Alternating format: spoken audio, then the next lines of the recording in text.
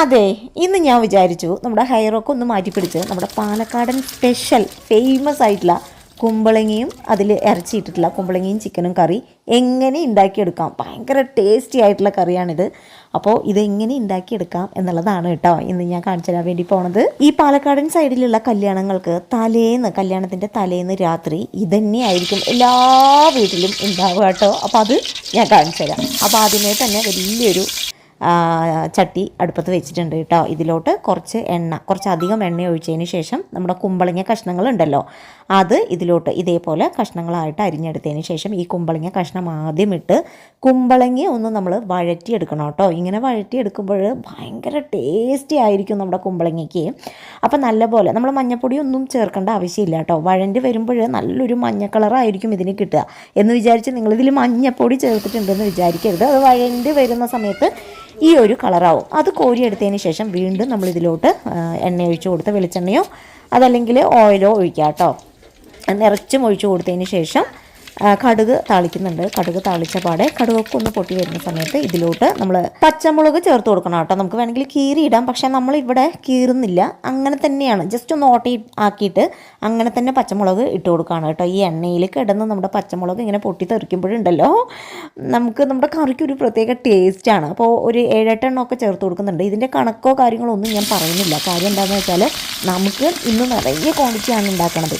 നിങ്ങൾ കുറച്ച് ക്വാണ്ടിറ്റിയല്ലേ നമ്മൾ ഉണ്ടാക്കുള്ളൂ. അപ്പോൾ അതിനനുസരിച്ചിട്ടുള്ള സവാളയും ബാക്കിയുള്ള കാര്യങ്ങളൊക്കെ ചേർത്താൽ മതി. അതൊക്കെ നമുക്ക് എല്ലാവർക്കും അറിയുന്ന കാര്യമാണല്ലോ. അപ്പോൾ നമ്മുടെ പച്ചമുളക് ഒന്ന് പൊട്ടിത്തെറിച്ച് വരുന്ന സമയത്ത് ഇതിലോട്ട് കുഞ്ഞു കുഞ്ഞു കഷ്ണങ്ങളായിട്ട് അരിഞ്ഞെടുത്ത നമ്മുടെ സവാള വെല്ലുള്ളിയും കൂടെ ചേർത്ത് കൊടുത്ത് ഇത് നല്ലതുപോലെ കുറച്ച് കരിവേപ്പിലയും കൂടി ഇട്ട് കൊടുത്ത് ഇത് നല്ലപോലെ നമ്മൾ വഴറ്റിയെടുക്കണം കേട്ടോ. നമ്മുടെ ഉള്ളി നല്ലപോലെ ചുമന്ന കളറാവുന്ന സമയത്ത് ഉള്ളി നമ്മൾ എത്രമാത്രം വഴണ്ടി വരുന്നുവോ അത്രമാത്രം ടേസ്റ്റ് കൂടും നമ്മുടെ കറിക്ക്.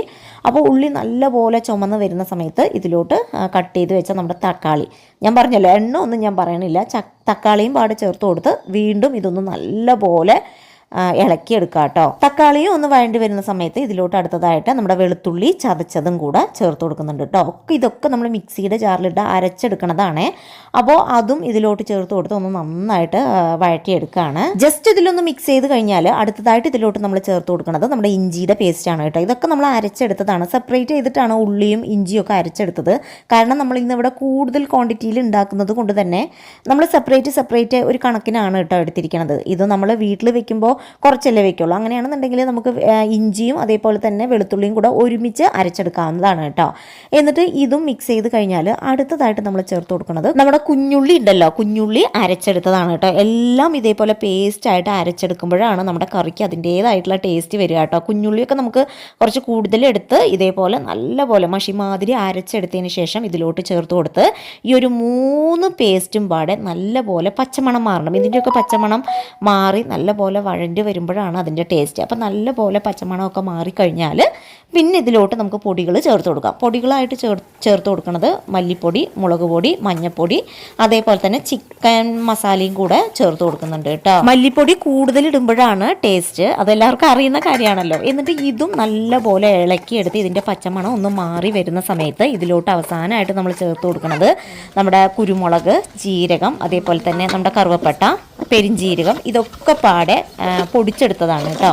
ആ ഒരു പൊടിയും കൂടി ഇതിലോട്ടിട്ട് വീണ്ടും ഇത് നല്ലപോലെ നമ്മൾ വഴറ്റിയെടുക്കുന്നുണ്ട്. ഇതെല്ലാം പാടെ നമ്മൾ നല്ലപോലെ വഴറ്റിയെടുക്കുന്ന സമയത്ത് ഇപ്പം നിങ്ങൾക്ക് കാണാം ഭയങ്കര ഒരു പേസ്റ്റായിട്ട് മാറിയിട്ടുണ്ടാവും. നല്ലൊരു കൊഴുപ്പ് കിട്ടും കേട്ടോ നമ്മുടെ കറിക്ക്. നല്ലൊരു ക്രീമി ആയിട്ട് മാറിയിട്ടുണ്ടാവും നമ്മുടെ പൊടികളും തക്കാളിയും ഉള്ളിയൊക്കെ. ഇനി ഇതിലോട്ട് നമ്മൾ ചേർത്ത് കൊടുക്കേണ്ടത് നമ്മുടെ കഴുകി വൃത്തിയാക്കി വെച്ച നമ്മുടെ ചിക്കൻ്റെ പീസുകളാണ് കേട്ടോ. അപ്പോൾ ഇത് എത്ര കിലോ എന്നൊന്നും എനിക്കറിയില്ല. അപ്പോൾ പീസുകൾ മുഴുവനായിട്ടും തന്നെ ഇതിലോട്ട് ചേർത്ത് കൊടുത്തു കഴിഞ്ഞാൽ ഇത് നല്ലപോലെ മസാല ഇതിലോട്ട് പിടിക്കുന്ന അളവിലേക്ക് നമ്മൾ നല്ലപോലെ ഇളക്കി കൊടുക്കുക.